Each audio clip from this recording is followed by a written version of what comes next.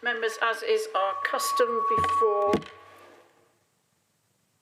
we start, I would like to invite the Reverend Adrian Brooke to say prayers.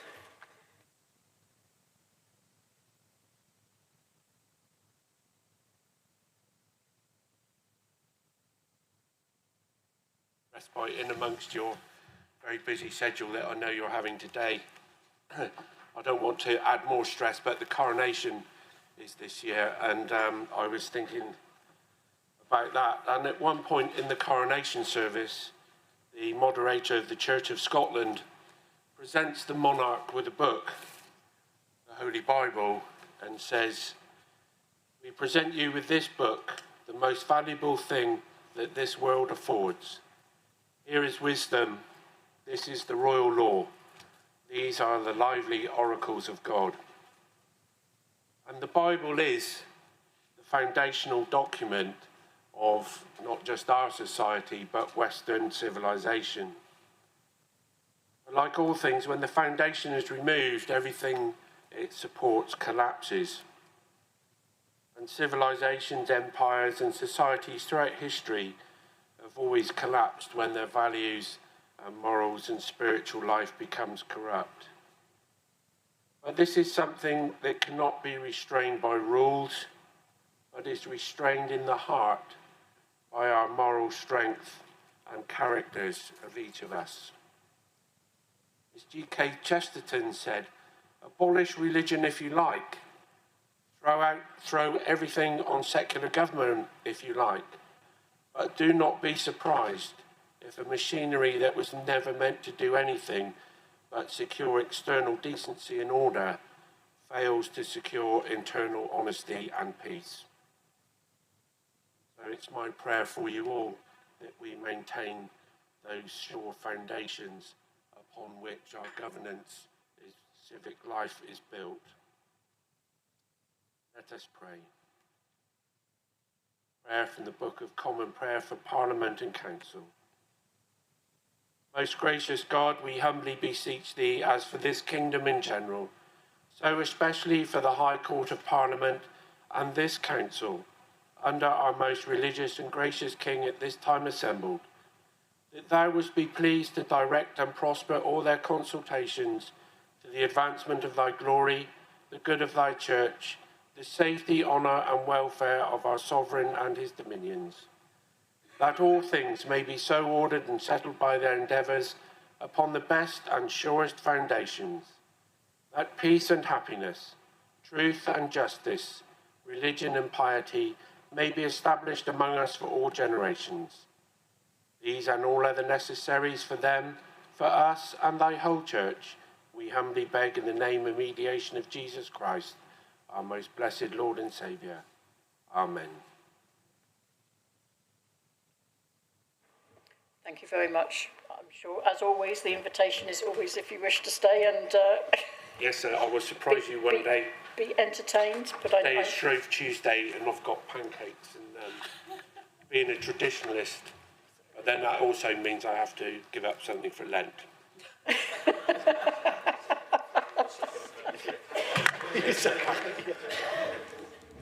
Pancakes always sound good. If I can just check if we are ready to start streaming.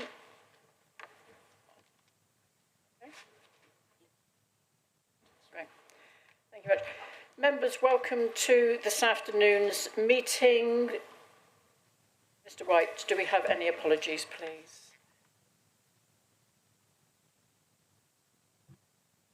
We do. Thank you, Mr. Mayor. Good afternoon, members. We have apologies from Councillor Coulson and Councillor Pearce, who is joining via the remote Teams link. Thank you, Mr. Mayor. Thank you, Mr. White. Members, I remind you that should you have any disclosable pecuniary interests or any other interests to declare, now is the time to do so if you are aware of them, or should they arise throughout the meeting to do so. Members, are there any declarations? I will get my teeth in a minute, Mr. White. Members, are there any declarations? Thank you, Councillor Yelland. Thank you, Mr Mayor. I just need to declare what's known as an other registrable interest in item 14, the Community Governance Review, by virtue of being a member of Oakhampton Town Council. And so therefore, in accordance with the Councillor Code of Conduct, I understand I will need to leave the room when we reach that item. Thank you. Thank you, Councillor Yellen. Councillor Leach. Thank you, Mr Mayor. I'd like to declare exactly the same as Councillor Yellen. Also, it affects, the Oakhampton one actually affects my ward. Thank you, Councillor Leach. All done. In that case, members, we can move on to item 3, which is the confirmation of minutes from the 22nd of November. Members, are you happy with that set of minutes? I think then, Mr White, if there is no dissent, we can take that as read. Thank you. Item number 4 for business brought forward by myself. Just a reminder for those that haven't yet sent in their reply for the dinner on the 17th of March, and also for members to note that there is a coffee morning this Saturday where Mr White will be gracing us with his presence, where we are inviting members of the public to come along and to see if there is any interest in either standing for Town Council or for West Devon Council. They will be able to get any information that they require. So it would be nice if some councillors could be available to give insights onto what it's like being either a Town Councillor, Parish Councillor or West Devon Councillor. Thank you. For my understanding,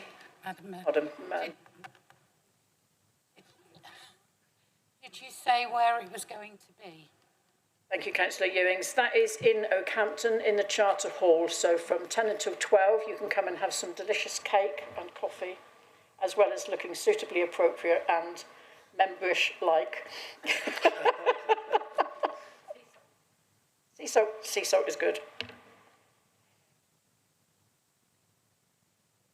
Members, there are no public questions that I'm aware of under item 5, likewise item 6 and 7. Don't believe we had our time set, did we? Well done. Members then, if we can move on to item 8, which are the committee minutes, and we will start, please, with the Audit and Governance Committee meeting from the 22nd of November. Councillor Ball. Thank you, Mr Mayor. I move that the minutes of the meeting of the Audit Committee held on 22nd of November 2022 be received and noted. They are AC 12 to AC 19 and can be found between pages 9 and 12 of the agenda papers. Could I have a seconder, please? Thank you. Members, are you happy to accept those minutes? That is noted. Thank you, Mr Mayor. Thank you. Moving on then to Development Managing and Licensing Committee meetings from the 8th of November, 13th of December and the 24th of January. Councillor Yelland. Thank you, Mr Mayor. I move that the minutes of the meetings of the Development Management and Licensing Committee held on the 8th of November 2022, 13th of December 2022 and 24th of January 2023 be received and noted.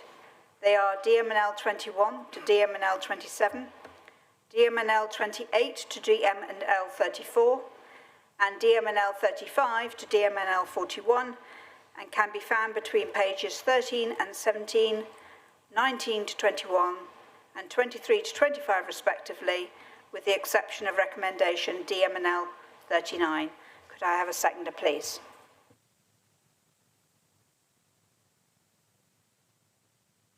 Thank you to Councillor Haworth.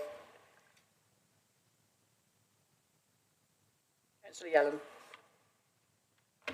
Did you wish to go to the vote on that first before we move on to the next bit?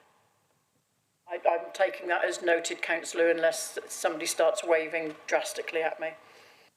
Okay, so in respect of the recommendation DMNL 39, I propose the following. that Council be recommended to adopt the amended draft Hackney carriage and private hire policy as presented to the DMNL or Development Management and Licensing Committee meeting. Again, could I have a seconder, please? Happy to second. Thank you. Members, are you all in favour of that?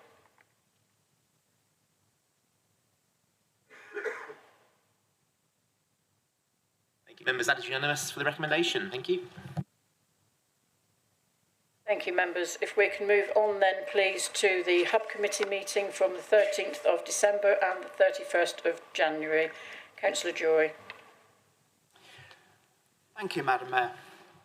I move that the minutes of the meetings of the Hub Committee held on the 13th of December 2022 and the 31st of January 2023 be received and noted, with the exception of recommendations HC 6422, HC 7522 and HC 7722. They are HC 5922 to HC 6722 and HC 6822 to HC 8022 and can be found between pages 27 and 35. Could I have a seconder, please? Happy to second, Madam Mayor. Thank you, Councillor Edmonds. Members, those in favour? That's noted for the minutes. Thank you, Mr. Mayor. Thank you. In respect of recommendation HC 6422, I propose the following. That Council be recommended that West Devon Borough Council continue to be part of the Devon Business Rates Pool for 2023-24, subject to there being no announcements within the finance settlement, expected to be announced in mid-December, which in the opinion of the Section 151 officer, in consultation with the Leader of the Council and the Hub Committee Member for Resources, would change this recommendation. Could I have a seconder, please? Happy to second, Madam Mayor. Thank you, Councillor Edmonds. And members?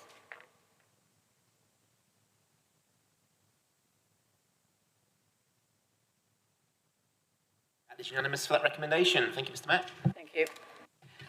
In respect of recommendation HC 7522, this will be considered separately at a standalone agenda item 9 later in this meeting. In respect of recommendation HC 7722, I propose the following. The Council be recommended to approve a local council tax reduction scheme for 2023-24 that is as follows. Makes no change to band 1 of the current banded scheme, uplifts bands 2, 3 and 4 by 20% above current inflation to take into account the cost of living crisis, replaces the current range of earnings disregards with a single £25 disregard, and makes changes to the minimum income floor by adjusting the income calculation for self-employed claimants who receive carers allowance, personal independence payments or disability living allowance. 3, that delegated authority be given to the Director of Strategic Finance in consultation with the lead member for benefits and the head of revenues and benefits to agree the uprating of working age regulations incorporated into the local council tax reduction scheme in line with those announced by the Department for Work and Pensions.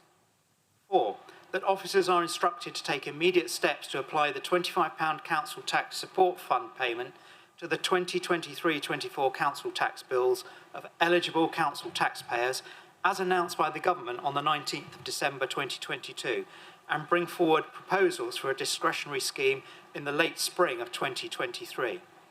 In respect of parts 5 and 6 of the recommendation, those will be considered separately at agenda item 10 later in the meeting. Can I have a seconder, please? Happy to second, Madam Mayor. Thank you, Councillor Edmonds. Members, those in support, please.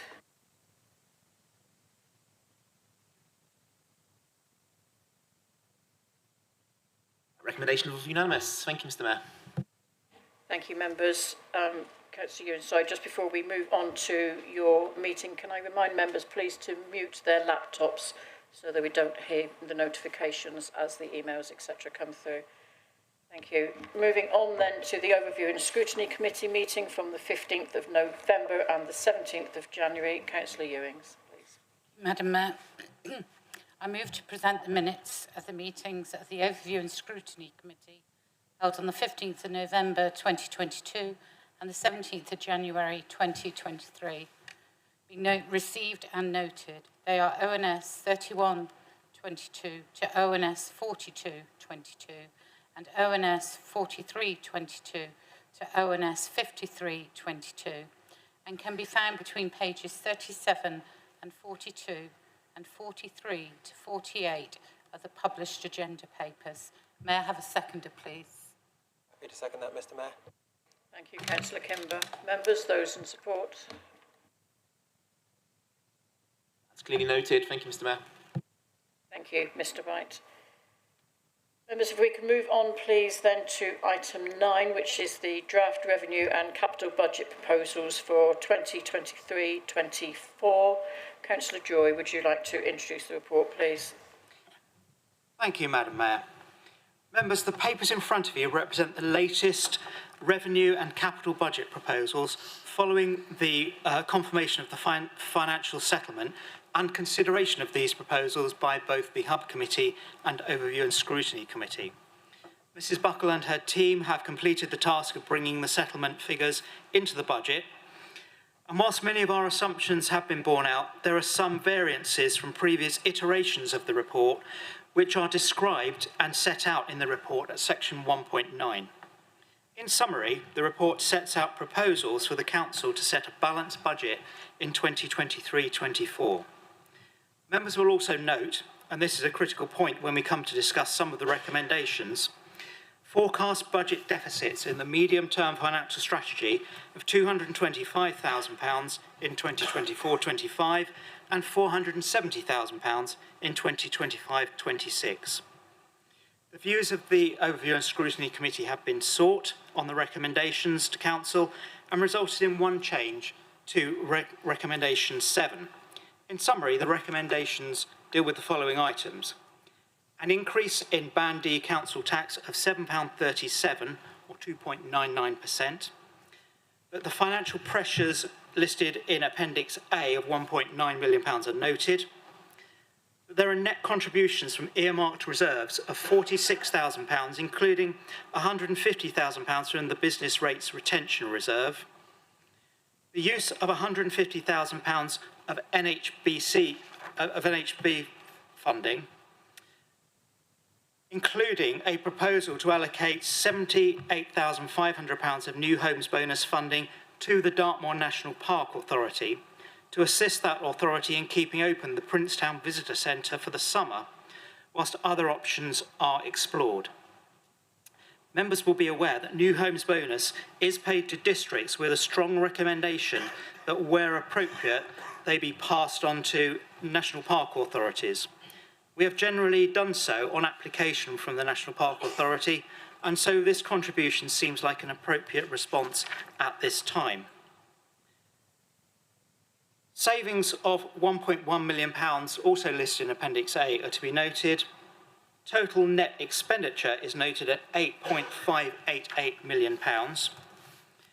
That a garden waste subscription annual charge set to cover that costs of that service at £52 is agreed, as set out in section 5.3 and Appendix G. The proposed capital programme of £910,000 and the sources of funding of that programme. The levels set out for unearmarked reserves being a minimum of £900,000 as set out in the medium-term financial strategy, but an operating level of a minimum of £1.25 million. And that with effect from the 31st of March 2023, the Dormant Services Company, the Dormant Servico Company, which has never traded, is shut down. And also that the levels of recovery set out in the assessment of the adequacy and robustness be noted in accordance with the Local Government Act 2003. Members will be happy to answer any questions that any members have about the budget at this stage.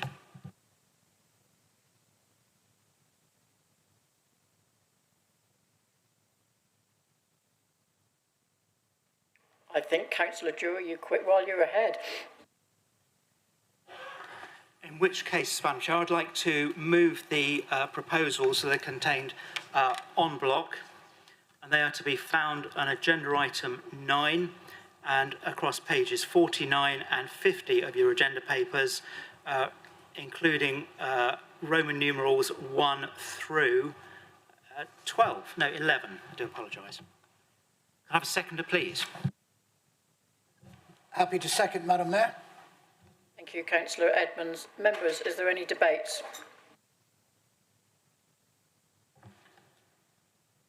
Councillor Cheadle. Thank you, Madam Mayor. Well, no one likes the idea of council tax going up, I'm sure, but I, for one, will very much support the recommendations of this paper. It's a modest increase set against the backdrop of abnormal inflation.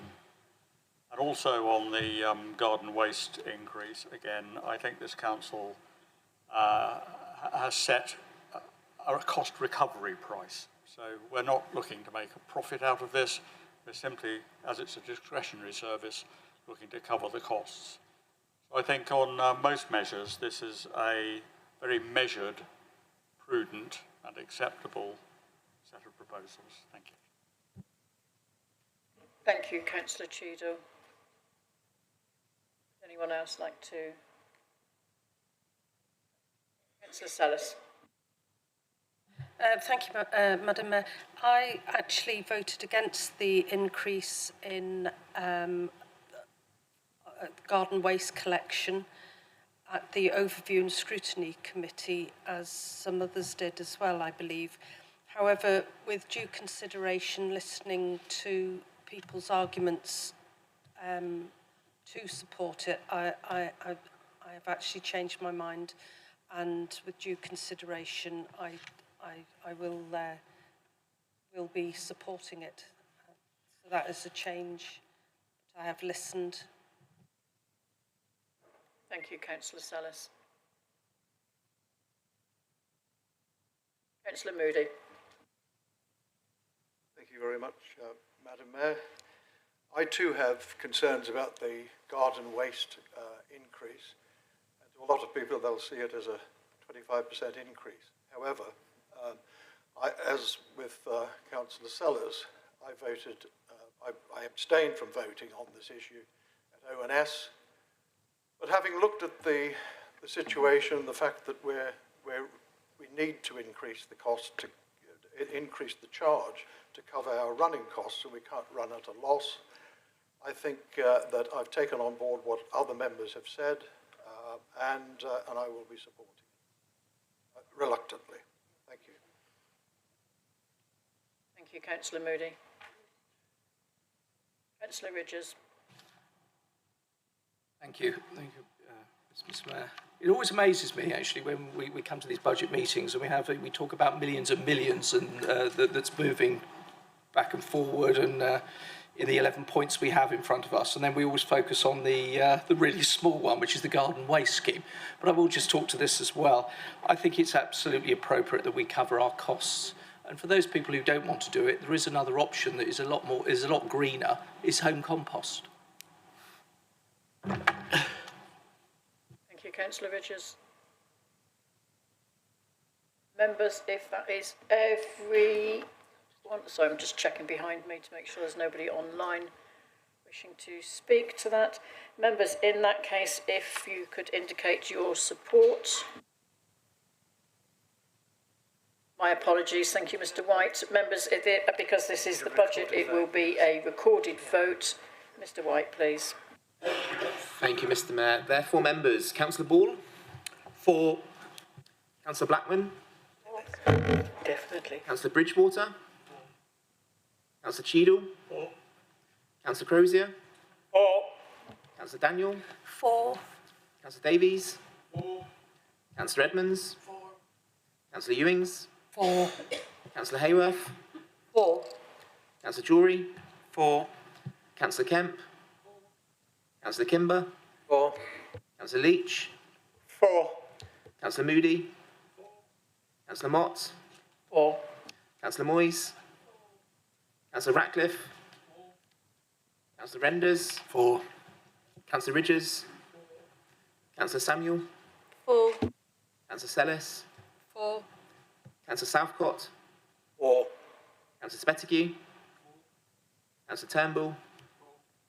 Councillor Vashon? 4. Councillor Wood? And Councillor Yelland? 4. Thank you, members. That is therefore 28 votes and unanimous in favour of all 11 recommendations. Thank you, Mr Mayor. Thank you, Mr Wright. Members, if we can move on then, please, to item 10, which is the council tax discounts and premiums. Councillor Joy, please. Thank you, Madam Mayor. Members, the paper in front of you sets out the position with regard to the recommendations that I'm going to make in a minute. And I'm very happy to have Mrs Hotchkiss here, who hopefully will help me with any difficult questions that might come forward. The report details discounts and premiums that it is proposed the council should adopt. It comes essentially in two parts. The first part is covered by the first two recommendations and is detailed in paragraph 2.7. It provides for renewal of the existing schedule of discounts and premiums with one proposed and important amendment. The Levelling Up and Regeneration Bill, currently working its way through Parliament, will propose to bring forward the period from 2 years to 1 year when an unoccupied and unfurnished dwelling can be charged a council tax premium of 100%. If council is minded to approve this change, it needs to be done now, as it will need to give 1 year's notice, and if the bill is approved, the revised premiums would then be effective from the 1st of April 2024. As stated, all other discounts and premiums remain unchanged. The second part, covered in the third recommendation, reflects provision in the bill to allow councils to levy a premium of up to 100% on all dwellings which are unoccupied or not the owner's main residence and substantially furnished. In other words, second homes. The council has, with others, been lobbying the government following our declaration of a housing crisis in February 2022. So this provision in the bill is welcomed, and it's hoped it will go some way to addressing the negative effect that second homes can have on the supply of homes available to meet local housing need. Members will note that, if approved and if the bill is passed, the council has some 650 second homes and could generate £1.38 million to support local services, of which the West Devon share would be £157,000. Members will also be pleased to note in paragraph 4.3 that the Valuation Office Agency is also tightening the rules that will allow second homes to be registered as small businesses, thereby avoiding council tax altogether. This is also welcome.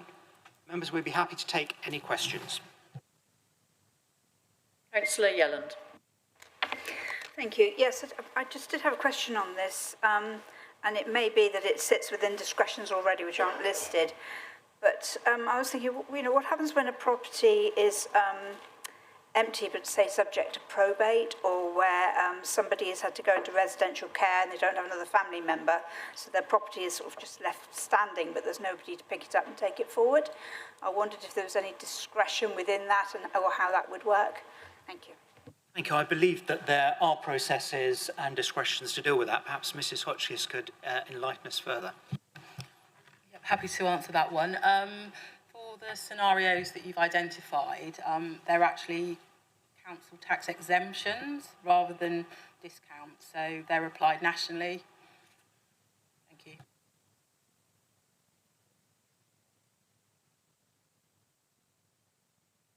Thank you. Councillor Ball. Thank you, Mr Mayor. My question's sort of similar to Councillor Yelland's. But just for clarity, if a second home is unfurnished, I'm assuming that the levy can't apply if it's an unfurnished home. Is that correct, or have I misunderstood that? Thank you. Thank you. By definition, a second home has to be is not somebody's main residence, but it does have to be furnished. Thank you. Thank you, Mr Mayor. Thank you. Councillor Cheadle. Thank you, Madam Mayor. Yes, my question is also about this policy of second homes.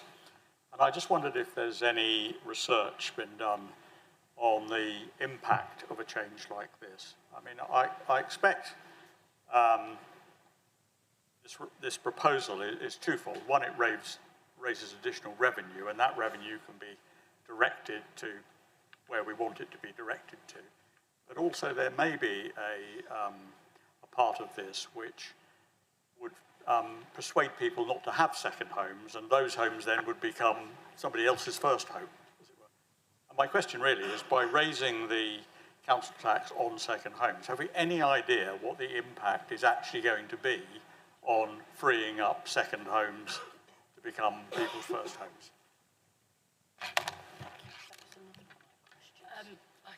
I guess the answer probably is kind of based more in opinion, I guess, rather than facts. But I think certainly when the government changed the legislation in relation to long-term empty properties, there was a little bit of a sea change in terms of changing people's behaviours and thinking, well, maybe because I am paying a premium on my council tax, perhaps I need to think about alternatives to that situation.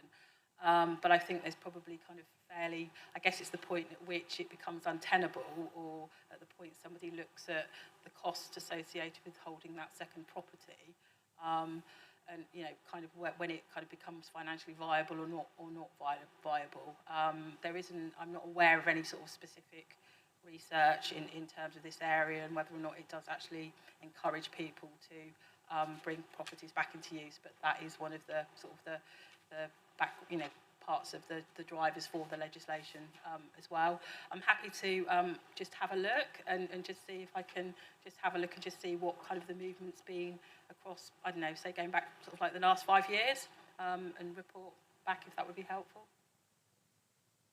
Thank you, Mrs. Well, I'm not sure there's probably, I mean, I asked the question because I don't think the evidence base is probably there, but I just wanted confirmation of that. Yeah. I rather suspect the impact of this will be to generate revenue, which we can usefully direct elsewhere towards our housing crisis strategy in that sort of area. I doubt whether it'll actually have much effect on freeing up second homes to become somebody else's first home.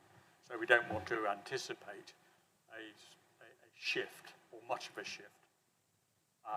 Perhaps better just consider it another way of generating revenue to help with the housing crisis. Thank you. Mrs. Hotchkiss, if I could please gently remind you to speak into the microphone. I don't know if all of the members at the back could hear you adequately. Thank you. No, that's fine. Thank you very much. Councillor Daniel, please. Thank you, Madam Mayor. My question's very similar to Councillor Cheadle's. It's a bit hard for me to speak to the microphone. Thank you. I wanted to know, do we have any idea how many second homes and Airbnbs we've got across West Devon, and how much revenue that this procedure will gain, because that could be used valuably locally on our housing crisis? I think I can answer that at least in part. We reckon there are around about 650 second homes, and they would raise around about £157,000 income for West Devon alone. There will be another big tranche of income that would go to Devon County and to the fire service and the police service and to parishes and towns, if that's where those homes are situated. So it's quite a significant effect.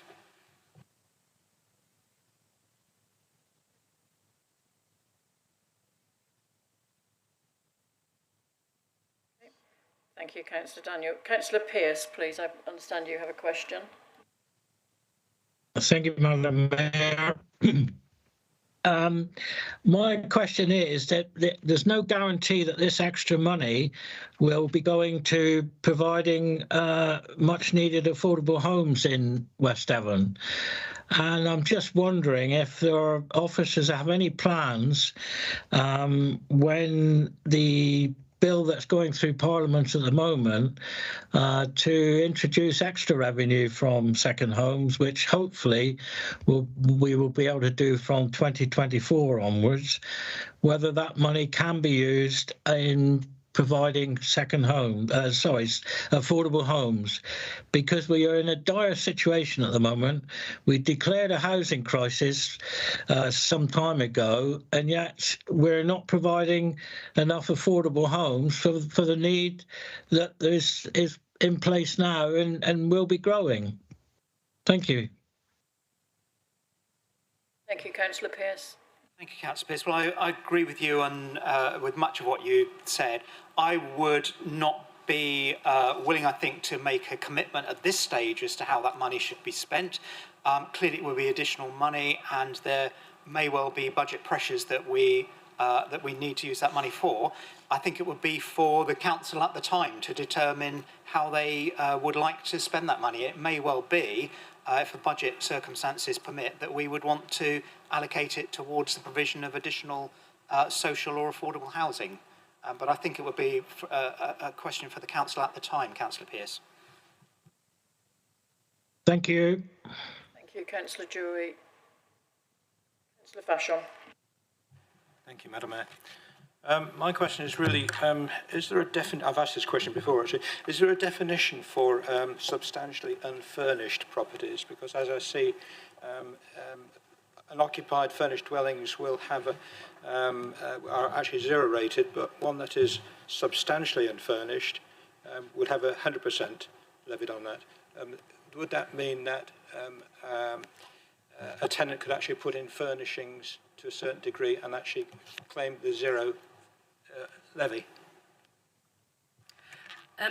Essentially, it's unfortunate that there's... Sorry, can you all hear me now? Yep. Excellent. Yeah, there isn't actually a definition of substantially furnished or substantially unfurnished within the legislation. So basically, if something's deemed to be capable of occupation, i.e. furnished, it would need to contain things sort of like beds, chair, table, sofa, wardrobe, and white goods. So it really is kind of an element of degree, but it would actually need to have enough furniture and white goods in place to actually deem it to be capable of occupation or not capable of occupation, depending on kind of which side of the coin it was. Thank you. The exact definition of that would be white goods and occupational furniture. There is some, it's not defined in legislation, but there is some government guidance on the point. And basically it says to be capable of occupation, it would need to contain things like white goods and table, chairs, a bed, a sofa. So basically, what anybody would need to live. Thank you. Thank you. Members, if we are all done with questions, Councillor Drury, would you like to make the proposals, please? Thank you, Madam Mayor. I'd like to move the 3 recommendations on the report that are shown across pages 93 and 94. I'd like to raise them en bloc, if I may. Could I have a seconder, please? Happy to second, Madam Mayor. Thank you, Councillor Edmonds. Members, are there any debates? Councillor Bridges. Probably just, I'm fully supportive of these recommendations. I think it's excellent. It brings us into line with Cornwall as well, who have adopted them last month, where the problems are even more acute. I think in one way there'd be a minor deterrent, but yes, it will bring in income. The one thing I would ask is that, and the point Councillor Drury made, and it's 2.22 of the report, because there is an issue in tourism here, is that a lot of people with second homes go via Airbnb. When you go via Airbnb, you miss all the quality standards that you used to have of being part of the Tourist Board accreditation scheme for properties in self-catering properties. And I would just, if we can, do everything we can as a council to support 2.22 of just closing this loophole of letting people being very clever and clever with the rules of registering their properties for business rates. They should be they're registering for business rates, they're probably putting their bins out, their tenants are putting their bins out, they're part of an Airbnb scheme, they're making good income, and I think everything we can do to close that loophole and get these people paying double council tax on their properties that they're letting out for the minimum amount of time throughout the year would be very good for Devon, it'd be good for our quality product in tourism, and also for the income of the council as well. It's a loophole that really needs closing. There's a lot of these people as well in COVID that we know suddenly got £10,000 grants, all out of the blue, and that really needs some research as well. And I'd like to put that point out as well. If anybody was looking into a review, because some of the very much the wealthiest people just got a £10,000 cheque immediately as soon as COVID arrived in April 2020. Thank you.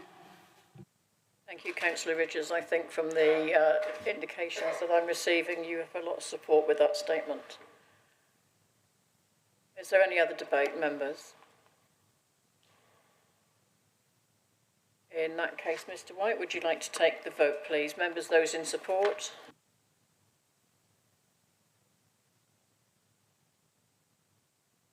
That's unanimous to those recommendations. Thank you, Mr. Mayor. Thank you, members. Moving on then, please, to item number 11 for the business rates relief 2023-24 for retail, hospitality and leisure scheme and the 2023 supporting small business relief. Councillor Crozier. Thank you, Mr. Mayor. This is a good news story for qualifying businesses in West Devon. In the Chancellor's autumn statement on the 17th of November 2022, the Chancellor announced the introduction of a new business rates relief scheme for all retail, hospitality, leisure properties worth nationally around 2.1 billion in 23-24. This will help support the businesses which make up our high streets a success and help them to evolve and adapt to the changing consumer demands. It will also help visitor attractions and leisure activities in the borough with their continued recovery from COVID-19 pandemic. Although this rate relief is fully funded by the government, it has been delivered through discretionary powers, and therefore it is for individual local authorities to adopt a local scheme and to determine each individual case in accordance with the guidance. The policy attached in Appendix A sets out the guidance and type of business properties which will benefit from a 75% relief, which applies to the 23-24 financial year.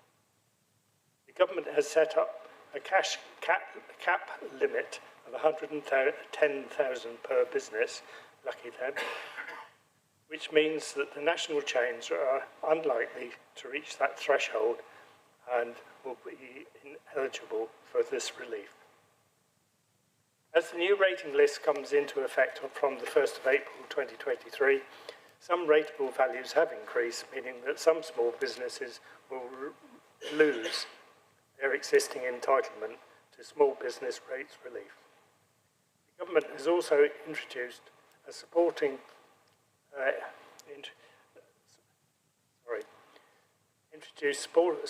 small business relief scheme, which will cap bills at £600 per year for businesses losing eligibility for some or all small business rate relief or rural rate relief at the 1923 revaluation. This scheme will apply until 25-26, and due to its complexity, the eligibility criteria have not been detailed in this policy document. However, officers will award the relief in accordance with the guidance, and again, this scheme is fully funded by the government. In both cases, the reliefs will automatically be applied to the annual bills for the 23-24 year, which are due to be issued in the coming weeks. We estimate that we will be able to support 542 businesses in the borough through the award of these reliefs. The recommendations are that this council approves the business rates relief 2023-24 retail, hospitality and leisure scheme policy attached to Appendix A, and 2, approves the implementation of the 2023 supporting small business rate relief scheme. Thank you. Thank you. Members, any questions? Councillor Sellis, please. Thank you, and I apologise if I've missed it in reading. Do beauty and hair salons benefit from any of the benefits of small businesses? They employ an awful lot of people, and I know that they lost a lot of stock during COVID, and some of them are struggling. Thank you very much. Thank you. Would you like to take that one, Mrs Hodgkins? Thank you, Madam Mayor. Yes, indeed, they are eligible businesses. Councillor Kimber. Thank you very much. This may be a silly question, but if I'm a baker and I bake all of my bread in an industrial unit and I sell all of my bread in markets around the borough, am I likely to be eligible for this scheme? Thank you. Unfortunately, you're not, because one of the requirements of the scheme is that the premises are open to the public, and in that scenario, unfortunately, you wouldn't be. Councillor Vachon. Thank you, Madam Mayor. Yeah, similar question. I noticed that second-hand shops and antique shops are not actually included on the listing. Was there a reason for that? Basically, the policy is just a reflection of the government's guidance. So I suspect that the government doesn't necessarily want to support that type of business. Thank you. Councillor Ewings, thank you. Thank you, Madam Mayor. I don't know whether I'm just being a bit thick, but could some of the, for example, you've got charity shops written down and opticians, and some of them could be in different towns, in different boroughs, districts, etc., but they're actually sort of identified as a smaller business. Could they collect money from us, money from Torridge, money from Teambridge, etc.? This is back to the point around, because this is essentially a subsidy, so what was state aid, there are rules around this and there's a cash cap. So nationally, if businesses would attract above £110,000 relief, they wouldn't be entitled in a specific geographic area. So I don't know, Specsavers, for example, won't be eligible.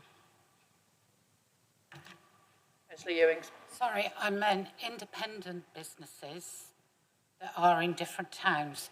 For example, we do have an opticians, I won't name them in this meeting, that are based in Tavistock and based in Oakhampton.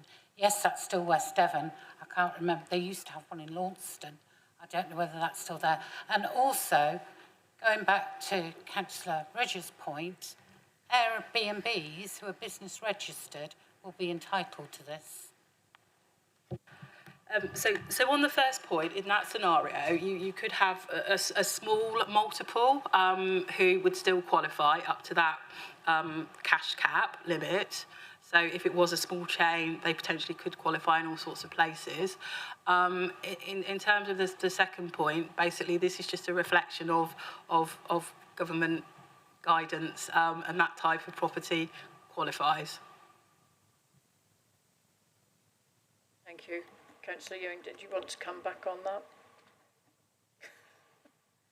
Thank you. Any other questions, members? In that case, Councillor Crozier, you did already make your proposal. Are you happy that we go straight to a seconder? Thank you, Councillor Jory. Members, is there any debate?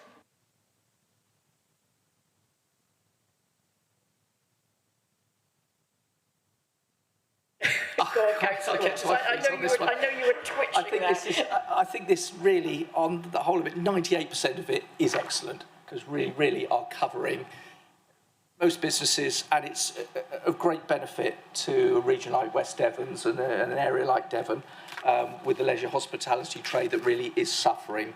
And what we're seeing locally as well is pubs closing down, cafes closing down, particularly in my ward as well. So anything we can do to help is a great help. It is disappointing again, and I think Councillor Ewings has raised a very good point. If we can then go back to my previous point in the previous debate, the more pressure we can put on to people coming out of business rates and into legitimately paying council tax on their self-catering properties, the better. But this is great news for us. It really is. And I fully endorse it. Thank you. Thank you, Councillor Richards. Any other debate, members? In that case, Mr. White, we can take that to the vote, please. Members, those in support.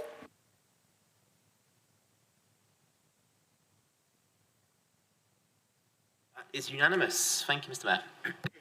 Thank you, Mr. White. Moving on, members, please, to item number 12, which is the Civic Allowances Review. Councillor Jury, over to you, please. Thank you, Madam Mayor. As previously requested, the independent panel met on the 20th of February 2023 to review the civic allowances, with Councillors Mott and Pearce in attendance. There were differing views presented to the panel, which meant as a result no recommendation to increase allowances was made at this time. It had already been determined that the panel had committed to undertake a detailed review in the autumn of 2023. This will now happen with the provision of some additional information requested by the panel. The recommendation to be placed before you recognises that view. Members, I'd be happy to take any questions at this point.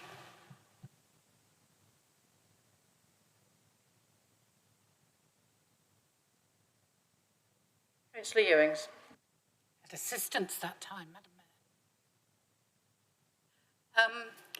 Can I just ask, was the membership of the planning DML committee taken into consideration within this? I know I haven't sat on it for quite a few years, but I've always felt very strongly that the work that the members have to put in to be on that committee is a lot more than members do on other committees.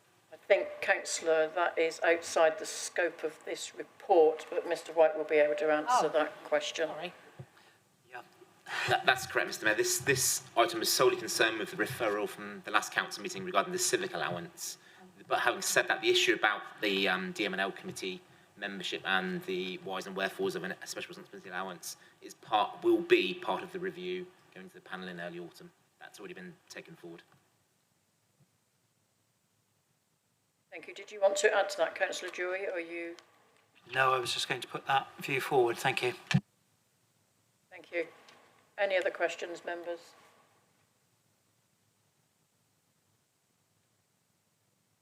In that case, Councillor Jury, would you like to? In which case, could I move the recommendation, which is shown on page 1 of the supplementary paper that has been circulated to members? And if I could have a seconder, please. Happy to second, Madam Mayor. Thank you, Councillor Edmonds. Members, any debate? Councillor Ball. I just want to make a brief comment, really, Mr. Mayor, before supporting this. The Mayor's role plays an important role in our, in our authority, representing the authority and out in the community. This allowance reflects some way towards the hard work that I know all those members here who have been mayor in the past know that they work very hard. So we're fully supporting this. Thank you. Thank you, Councillor Ball. Members, if there is no further debate. Mr. White, would you like to take the vote on that then, please? Members, those in favour, please.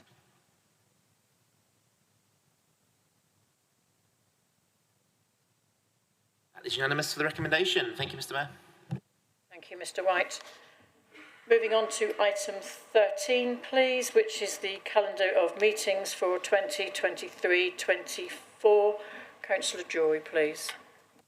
Thank you, Madam Mayor. Members, in front of you is paper introducing the draft calendar of meetings for 2023-24, all of which are set out in Appendix A. As usual, the schedule allows for the following. Firstly, constitutional requirements, which for some meetings dictates their number and frequency.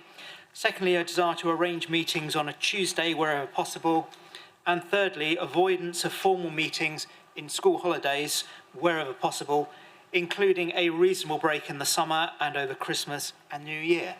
Members, the draft calendar is set out before you. I'd be happy to take any questions. Councillor. Thank you. I see the D&L committee we have a meeting next Tuesday, but the next meeting is not until the 27th of June, which is nearly 4 months hence. To me, that's far too long a period with no planning committee meetings. I did speak to an officer this morning about it, and he pointed out, well, PERDA's involved, but my understanding is that planning doesn't come under PERDA rules, as it were. Sorry. Mr. White, would you like to advise on that, please? Thank you. Thank you, Mr. Mayor. All I can say to that is if we take that away from this meeting, consult with the chair of the committee and lead officers, and I know there's a committee meeting next Tuesday, and we'll provide an update to the next committee meeting. Thank you, Mr. White. Councillor Ridges. Was there any discussion on timing of meetings? Because I've raised this over sort of 24 years, that the fact that some of the when I first started here, Crumbs 99, most of the meetings were at 4 o'clock, and that was ideal for allowing working members to come and attend meetings. And also, I thought what it did create was the opportunity to have a fairer representation of people within the borough by having meetings at that time. I noticed there will be meetings that, obviously, like this meeting, probably needs to be brought forward to 2 o'clock because it could have been a significantly long and contentious agenda. But it would just be, well, okay, I'll leave it there because it is in questions. So. Thank you. Yes, I think I'm right in saying, Mr. White, that the council meetings normally are scheduled for 4 o'clock, and that the meeting, as you quite rightly surmised, Councillor Ridges, that has the budget report in is brought forward because of the potential length of that meeting, and we're doing rather well today in that respect. So I agree with you, and I think where we can, full council meetings probably should be at 4 o'clock. Come back quickly on that. I'm talking all council, because we used to have audit committee, ONS committee, or environment and health when it used to be. They were also at 4 o'clock. And then many of them have moved back to 2, and I don't know if that was discussed as well. Mr. White. Thank you, Mr. Mayor. It tends to be an issue and a discussion very early in a new council term. So it tends to be this far into the 4-year term. It's very much a case of, well, we don't want to constrain the new council. We need the dates in the diary to work towards to give an indication. But actually, meeting start time tends to be a discussion once the dust has settled somewhat, sort of July time in the 4-year cycle in year 1. So no doubt come back again then. Thank you. Anything further, Councillor Ridges? Noted, and I'll hold you to that. If elected. Thank you, Councillor. Councillor Hayworth. I just wanted to endorse Councillor Moyes' comment about it. A 4-month delay for planning seems to put a severe commercial pressure on anyone trying to get business done. I hope we can improve on that. Thank you. In that case, Councillor Drury, back to you. Thank you, Madam Mayor. I'd like to move, therefore, the single recommendation shown on page 117. And could I have a seconder, please? Happy to second, Madam Mayor. Thank you, Councillor Edmonds. Members. Right, Councillor Ewings. Yes, please. I'd like to, challenge almost Councillor Ridges. When I first joined the council, your environmental health meetings used to be at 10 o'clock in the morning. In those days, we used to have quite a few meetings at 10 o'clock in the morning, and then we'd have another one in the afternoon. And that's how I remember it. When we came to moving them to 4 o'clock, we asked that some of them from 10 o'clock could be removed. And I think the only one that's left at 10 o'clock is the DML committee, because it can take all day, as we know. So I'm really sorry, Councillor Ridges. I will put a little eraser on your memory. Could I come back on that? I think, yes, Councillor, you are correct, but I did try and move it from 10 o'clock to 4 o'clock, because it was a very, very long day, but you are correct on that, because I did share it in those days, distant past. I think members, thank you. Based on this, officers are going to take this away and make note of those comments. Councillor Samuels. I'd just like to thank the council. I've been a councillor for the last 8 years, and it's really been great that you've been able to arrange the dates around school holidays. I know that's a really positive thing for new councillors coming in. Although, if I'm re-elected in September, I've got no excuse because May, because my kids are well gone from school. But yeah, it is a great thing that you can do that. Thank you.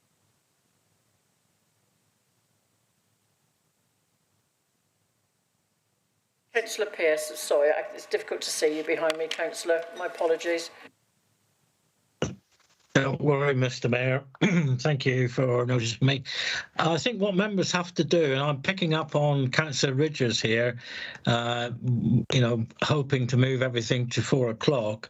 We have to remember that we have officers who are working across 2 authorities. And if we move our meetings to 4 o'clock, it's going to mean a very long day for a number of the principal officers. So we need to remember that. When we were a single authority or we had our own officers as an authority, rather than shared with our colleagues down in the South Hams, it was much different. But we're in a different world now, and we need to remember that.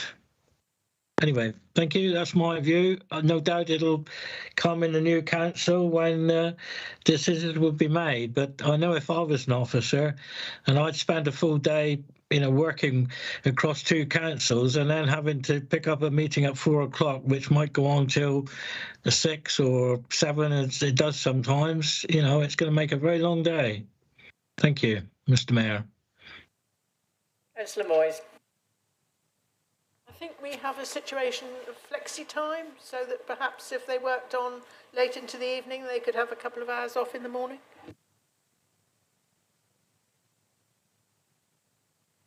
I think that might be wishful thinking on some officers. Okay. Councillor Sellers. Thank you. I think it'll be interesting to see who's re-elected and what the demographics are, because certainly we need to accommodate the residents. The residents are our priority, and we need to make sure that the people that are democratically elected are able to be there, and that the times fit with the councillors. And I just am so glad that I don't have to do nursing hours anymore. When I was on call and working sometimes 10 days on the bounce and 8 nights on the bounce. I just think I agree with what Councillor Moyes said, that there is flexi time, but our priorities are the residents. Thank you, Councillor Sellis. Councillor Pearce, did you want to come back on that?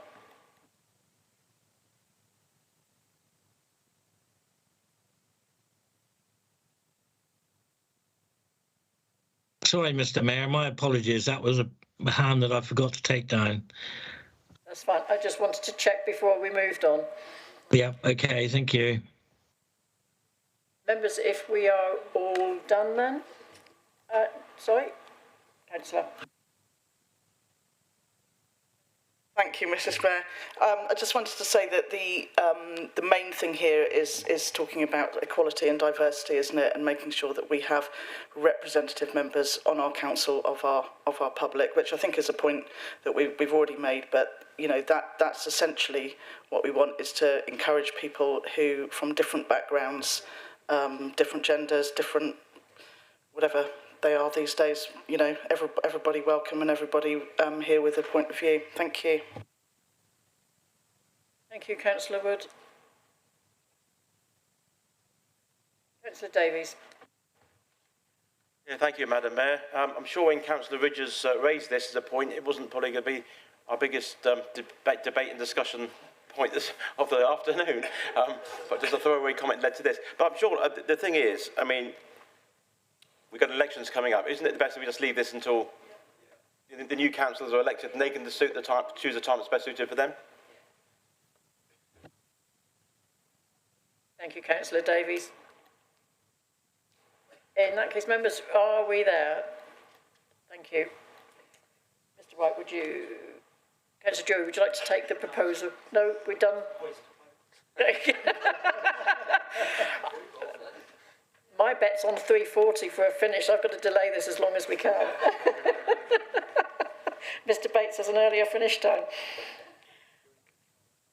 Members, in that case, then, if we can take that to the vote, Mr. White. Those in support?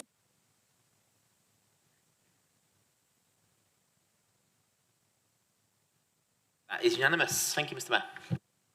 Thank you, Mr. White. Item 4, members, is the, sorry, 14. 14. Yeah. I'm trying, Mr. Bates. Item 14, Community Governance Reviews, Draft Terms of Reference. Councillor Joy, would you like to introduce that report? And those members who are gone, yes, thank you. Thank you, Madam Mayor. Members will be aware that we have received 2 requests for community governance reviews, one from Sydenham Damerel Parish Council. Sorry, Councillor Jury, if I can pause you there. I just need to confirm whether I have to leave because it's personal. Councillor Leach, I don't think you're a member of Oakhampton Town Council, are you? Yes, I am. You are.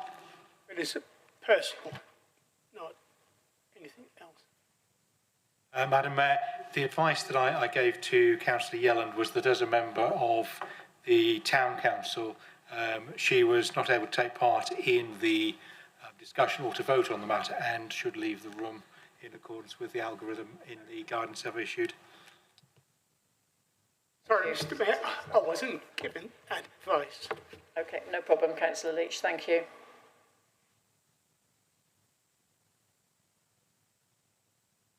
My apologies, Councillor Drury. That's right.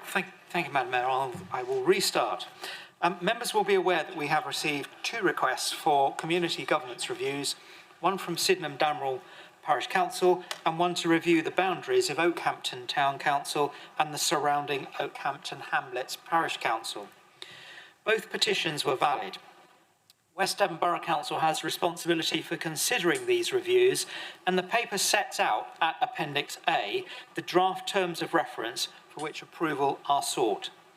You will note, firstly, it's proposed that the People and Community Hub Advisory Group, chaired by the lead member for People and Communities, takes on responsibility for the review and making recommendations in due course to full council.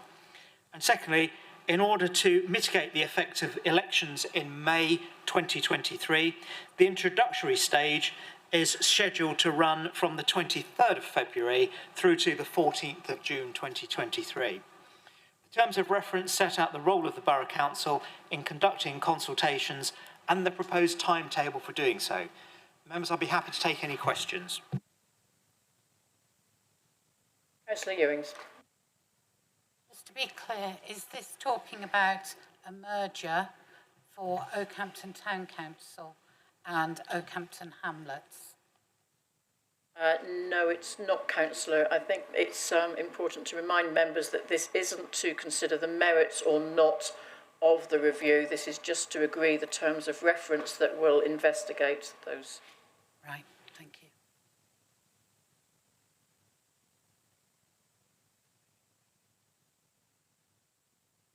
If there are no other questions, members?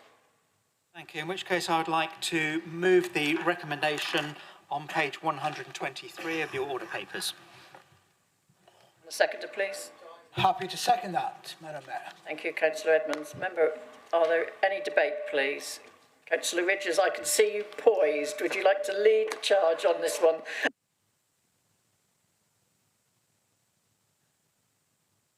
Any other members for debate? In that case, last chance, Councillor Ridges.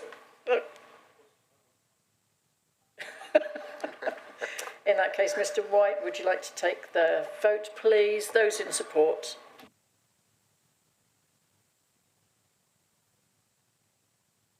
That's 26 unanimous. Thank you, Mr. Mayor. Thank you, members. Would somebody like to go and fetch? Thank you.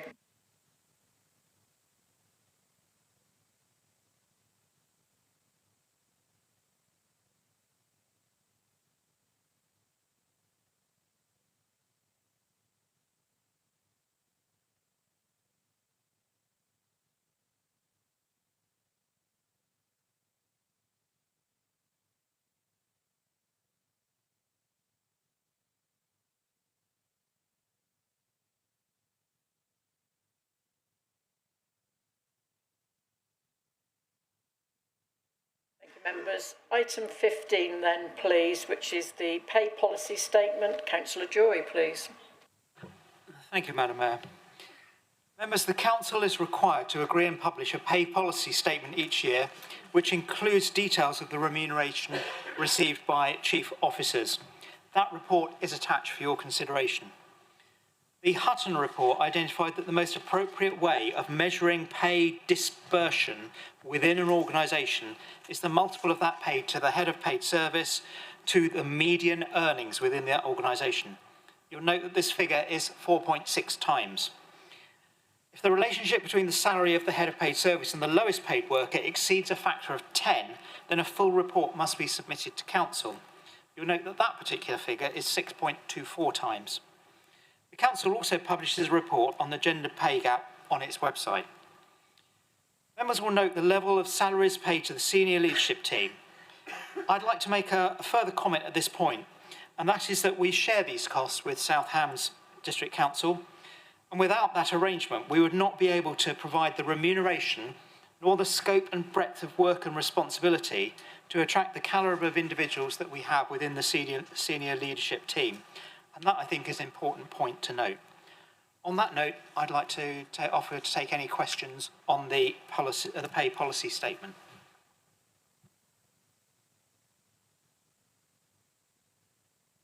If there are no questions, members.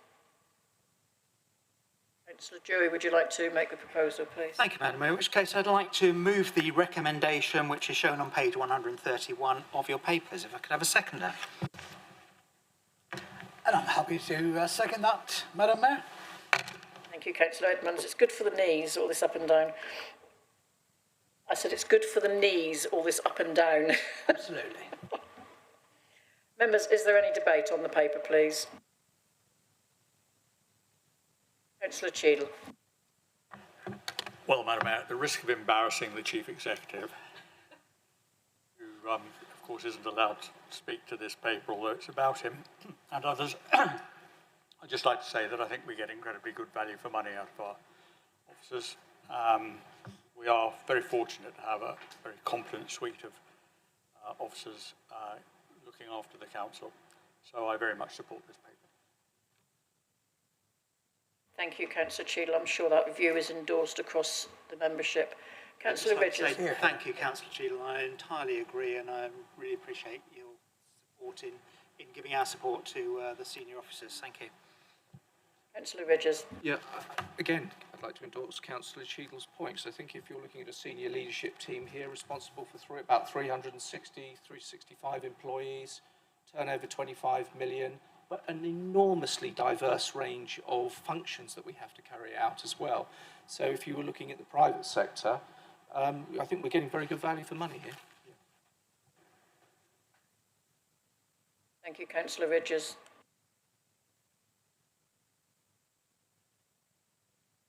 If there is no further debate, members. Mr. White, would you like to take the vote, please? Members, those in support, please.